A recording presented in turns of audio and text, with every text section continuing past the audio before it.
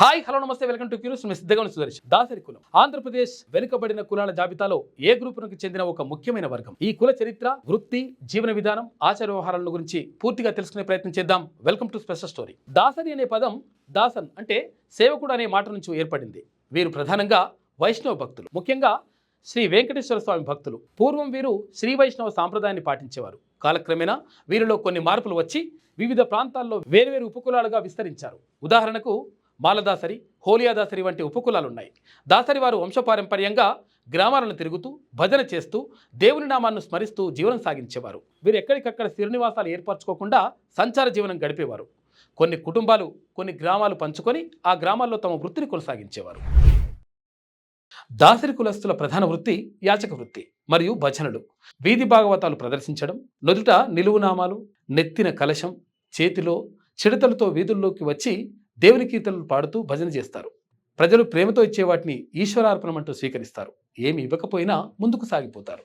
తెలంగాణ ప్రాంతంలోని దాసరి కులస్తులు యాచక వృత్తితో పాటు వీధి భాగవతాలు ప్రదర్శిస్తారు. చిడతలు, తంబుర, హార్మోనియం వంటివి వీరి ప్రధాన వాయిద్యాలు. వర్షాకాలం మినహా మిగతా రోజుల్లో గ్రామాల్లో తిరిగి ప్రదర్శనలు ఇస్తుంటారు. ఈ ప్రదర్శనలపై అప్పట్లో సినిమాల ప్రభావం పెద్దగా ఉండేది కాదు. కొందరు దాసరి వారు కుంకుమ, గంధం వంటి సుగంధ ద్రవ్యాలు తయారు చేసి అమ్మేవారు. మరికొందరు మహిళలు ఉపయోగించే అలంకరణ సామాగ్రి, గాజులు, పూసలు, సవరాలు వంటివి గంపల్లో పెట్టుకుని ఊరూరా తిరిగి అమ్మేవారు.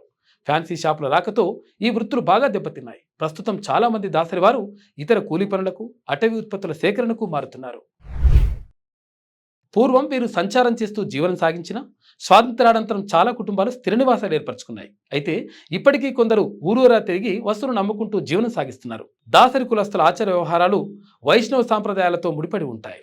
నుదుటిన నిలువునామాలు ధరించడం, నెత్తిన కలశం పెట్టుకోవడం, చేతిలో చిడతలు పట్టుకోవడం వీరి సాంప్రదాయ వేషధారణలో భాగం. భక్తి మార్గంలో వీరు ప్రధానంగా విష్ణు భక్తులు. వెంకటేశ్వర స్వామిని ఆరాధిస్తారు. దేవుని నామాన్ని నిరంతరం స్మరిస్తూ భజనలు చేస్తారు. సంక్రాంతి పండుగ సమయంలో దాసరి వారి ప్రత్యేకత స్పష్టంగా కనిపిస్తుంది. ఈ పండుగ సమయంలో వీరు ఇంటింటికి వెళ్లి భజనలు చేస్తూ ప్రజల నుంచి దానం స్వీకరిస్తారు. కొన్ని ప్రాంతాల్లో, ముఖ్యంగా హరిజనవాడల్లో దాసరి వారు పూజలు, వైదిక కార్యకలాపాలు నిర్వహిస్తారు. సాంస్కృతిక వారసత్వానికి వస్తే వీరు ప్రాచీన కళలు, జానపద గాయకులుగా, జీవిత చరిత్రకారులుగా తెలుగు సంస్కృతిని, చరిత్రను తరతరాలుగా నిలబెట్టిన వారు. వీరి వీధి భాగవతాలు, భజనలు తెలుగు సంస్కృతిలో ఒక అంతర్భాగం. దాసరి కులస్తులు ఆర్థికంగా వెనుకబడిన వర్గంగా గుర్తించబడ్డారు. ప్రభుత్వాలు వీరి సంక్షేమానికి కొన్ని పథకాలను అమలు చేస్తున్నప్పటికీ ఇంకా చాలా మందికి సరైన జీవనోపాధి లేదు. యాచక వృత్తి, కళారూపాలపై ఆధారపడడం తగ్గుతుండడంతో చాలామంది ఇతర పనులకు మారుతున్నారు. విద్య, ఉపాధి అవకాశాలు వీరి జీవితాల్లో మెరుగుదల తీసుకురావడానికి సహాయపడతాయి. ఇటీవల ఆంధ్రప్రదేశ్ ప్రభుత్వం దాసరి సామాజిక వర్గం వారి కుల ధృవీకరణ పత్రాల్లో భిక్షాటన చేసేవారు అనే పదాన్ని తొలగించి కేవలం దాసరి అని మాత్రమే పేర్కొనాలని ఉత్తర్వులు జారీ చేసింది. ఈ చర్య వారి ఆత్మాభిమానాన్ని పెంచడానికి ఉద్దేశించబడింది. దాసరి కులం తెలుగు సంస్కృతి, కళల్లో ఒక ప్రత్యేక స్థానాన్ని కలిగి ఉంది. వీరి జీవన విధానం, భక్తి, కళా ప్రదర్శనలు తరతరాలుగా కొనసాగుతూ వస్తున్నాయి. ఇది ఇవాల్టి స్పెషల్ స్టోరీ. చూస్తూనే ఉండండి క్యూ న్యూస్. మీ సిద్ధగౌని సుదర్శన్.